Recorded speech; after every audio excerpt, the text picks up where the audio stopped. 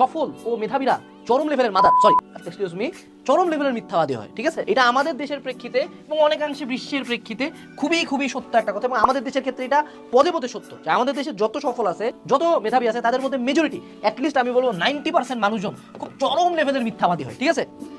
কেন মিথ্যাবাদী হয় আমি তোমাকে একটা কথা বলি। ধরো তুমি এই দেশে, হ্যাঁ, এই দেশে তুমি বলবা যে বাবা তুই 10 ঘন্টা পর, 12 ঘন্টা পর, 17 ঘন্টা পর, হ্যাঁ, এটা কিন্তু একদল সাপোর্ট করবে, আরেক দল চলে আসবে, না ভাই সায়েন্স এত কম পড়তে হয় না, আমি দেশের এই জায়গায় আসি, আমি জীবনে এই ফেলাইছি, আমি তো জীবনে 6 ঘন্টা পড়ি নাই, তুই কেন পড়তে বলি 17 ঘন্টা? তারপর আবার ভাই এগুলো তো লাগে না, আমি তো আসলে এখানে পড়তেছি, আমি বুয়েটে পড়তেছি, এনে পড়তেছি, আমি তো কখনোই এগুলো পড়ি নাই, এরকম বিভিন্ন রকম কথাবার্তা। আরেক দল মেধাবী বাবা, আসলে আমি তো বুয়েট ভর্তি পরীক্ষার জন্য প্রিপারেশনে নিইনি, আমি মেডিকেল করতাম, হঠাৎ করে একদিন এক্সাম দিলাম, চান্স পেয়ে গেলাম, এরকম বিভিন্ন রকম কথাবার্তা, বিভিন্ন ন্যারেটিভ প্রচার হয়। অ্যাডমিশনের টাইমের কথাগুলো আমি বলছি কারণ আমি এই সেক্টরের মানুষ। তুমি এমনি সাকসেস স্টোরিতেও শুনবা যে একদিন আমি হলো জুতার দোকান করতেছিলাম, মৌচাকে জুতা পালিশ করছিলাম, তারপরে একদিন আমি দোকান দিয়ে দিলাম, তারপর জসিমের মতো, জসিম যেমন আচার বেচে না, আচার বেচতে বেচতে হঠাৎ করে শিল্পপতি হয়ে যায়, সাপটা সেলাই মেশিনে কাজ করে, ওরকম গল্প শোনায় দেয় আর কি, হঠাৎ করে আচমকা ধনী হয়ে গেছে, ঠিক আছে? কোনো একটা ম্যাজিক ফ্যাক্টর। এই মিথ্যা কথাগুলো তারা কেন বলে আমি তোমাকে একটু বুঝাই বলি কি কি ফ্যাক্টর এখানে কাজ করে, বুঝো।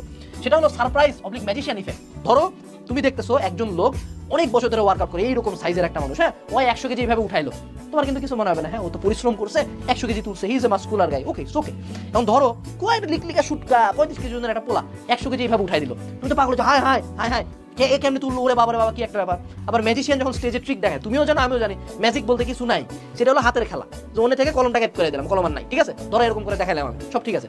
এই ম্যাজিশিয়ান ইফেক্টটা দেখালে মানুষ কিন্তু বেশি অবাক হয়, ঠিক আছে, অবাক, মানুষ বেশি আইডলাইজ করে, ঠিক আছে, মানুষ এটা বেশি আইডলাইজ করে। কেউ যদি তোমাকে আসে বলে যে ভাই আমি সারাটা দিন পড়ছি ভাই, জীবন যৌবন সব শেষ করে দিয়ে পড়ছি, তারপর অনেক কষ্টে বিসিএস পাইছি, অনেক কষ্টে এটা করছি, অনেক কষ্টে এটা করছি, তোমার ভালো লাগবে না। একজন বলবে আরে আমি তো খুব একটা পড়ি নাই, আরে পাস করার পরে 1-2 মাস পড়ছি, রিটেনিং হয়ে গেছে, তখন বেশি ভালো লাগবে। অনেক বলবে আমি মেডিকেলের প্রিপারেশন নিইনি, আমি বুয়েট প্রিপারেশন নিচ্ছিলাম, ফ্রেন্ডরা বলো চল মামা এক্সাম দিয়ে আসি, তো বুয়েটে পরে চান্স পাই গেলাম। এই কথাগুলো শুধু খুব ভালো লাগে।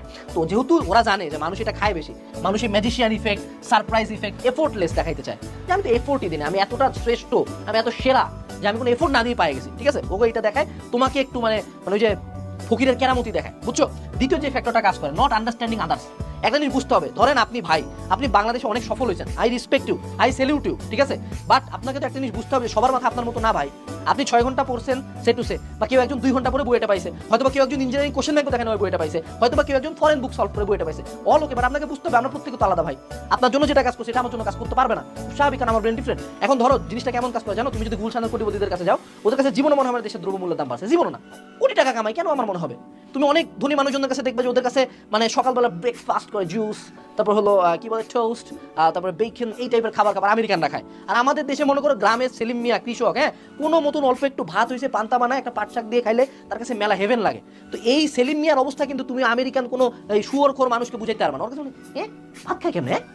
একটা রিক্সাওয়ালা মনে করো সারাদিনে 2-4টা চা বিস্কুট, একবেলা ভাত খায়, 12 ঘন্টা রিক্সা চালায়, মানে সেখানে কোটিপতির পোলা একটু জিমে গেছে, প্রোটিন পাউডার, ক্রিয়েটিন, হ্যান ত্যান খায় পাগল হয়ে গেছে। তো একজনের সাথে আরেকজন তো অবস্থা বুঝবে না। এখন যেই শালা মেধাবী, বুঝ, এবার আছে পয়েন্টে, যে হলো মেধাবী, এই যে এই শালা মেধাবী, ওর মনে করো আমাদের ডিপার্টমেন্টের যে ফার্স্ট, বুঝছো, হের সাথে আমার এক ফ্রেন্ড দিনে 17 ঘন্টা পরে, ওই মায়া কিচ্ছু করে না, ও গিফটেড একটা মায়া ধরে নিলাম। তো অনেক সময় দেখা যায় যে দুজনের মধ্যে কম্পারিজনই হয় না, খুব স্বাভাবিক এটা। প্রত্যেক তোমার ক্লাসে দেখবা যে পোলাটা ফার্স্ট খুব একটা এফোর্ট দেয় না, তুমি এদিকে এফোর্ট দিয়ে মরে যেছো, পারে। অনেকে আছে একটা ম্যাথ বুঝতে 5 মিনিট লাগে, অনেকে আছে 5 ঘন্টা তো বুঝে না। এখন এই 5 মিনিটে পারা পোলাটা, এই মেধাবী পোলাটা, ও তো বুঝবেই না যে যেই পোলাটা 6 ঘন্টা লাগে একটা ম্যাথ করতে, একটা চ্যাপ্টার শেষ করতে 3 দিন তার লাগে, ওর অবস্থা তো বুঝবে না। ওর কাছে মনেই হবে যে 17 ঘন্টা পড়া খুব খারাপ। বাট মনে রাখতে হবে যে এই যে বেল কার্ভে যদি ফেলায় দাও, আমরা সবাই এই দলের মানুষ, 99% মানুষ এই নো, ওই হালার পোলা বই আছে এইখানে, এখান থেকে বলে 6 ঘন্টা লাগে না, এখান থেকে বলে 8-10 ঘন্টা ঘুমাইতে হবে, আর একটু পড়লেই হয়ে যায়, ও তো এখান থেকে বলছে, বাট আমরা সবাই তো এখানে, আমাদের ব্রেন তো দুর্বল, আমি কেন মেধাবীর কথা শুনবো? ও তো মিথ্যাবাদী, ও তো আমার অবস্থা বুঝবেই না, খুব স্বাভাবিক। এই 2 গেল, তারপর তুই নট লিভিং আদার্স উইন, এটা দেখ, এই যে এরা যে কত জাউরা। তুই জীবনে একটা ভালো স্টুডেন্টের কাছ থেকে, তোর যে ক্লাসের টপার না, ওর কাছে যা পা ধরে ভিক্ষা যাবে, মামা তুই বল তুই কেমনে বলিস, জীবনে বলবে না, বরঞ্চ যেগুলো তোর ক্ষতি করবো ওগুলা বলবে। কোনো ভালো স্টুডেন্ট, কোনো সফল মানুষ চায় না আরেকজন সফল হোক, সোজা বাংলা কথা বলি।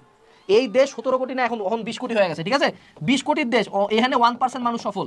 এখানে মনে করো বেকার, লাখ লাখ শিক্ষিত বেকার, গ্র্যাজুয়েট, MBA BBA ধারী বেকার একদম খাস বেকার, 1 টাকা কামাই নেই।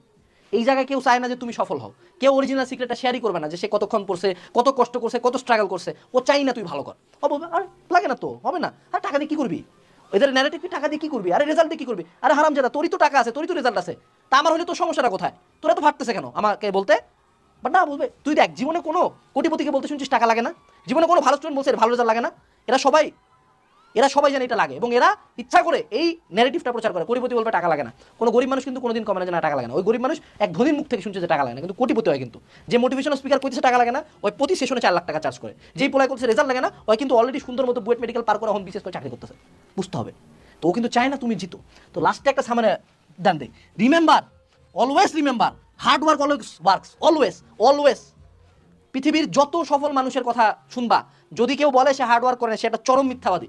হয়তোবা তার কোনো এক্সট্রা কোনো বিষয় আছে, সে হয়তোবা এক্সেপশন। এই যে একটা ব্যাপার, এক্সেপশন। যখন তুমি ইলন মাস্কের কথা শুনতেছো, ইলন মাস্কের বাপ ছিল সাউথ আফ্রিকার একটা ডায়মন্ড মাইনের ওনার, হীরার খনির মালিক, ওর মা ছিল সুপার মডেল, বুঝ। তখন ইলন মাস্ককে দেখলে হবে না। মানে আমাদের দেশে শেখ আকিজউদ্দিন ফল বেচতো, পুরান ঢাকা ফল বেচে বেচে এখন আকিজ গ্রুপ অফ ইন্ডাস্ট্রিজ বানাইছে, তার পরবর্তী 10 বংশ খাবে।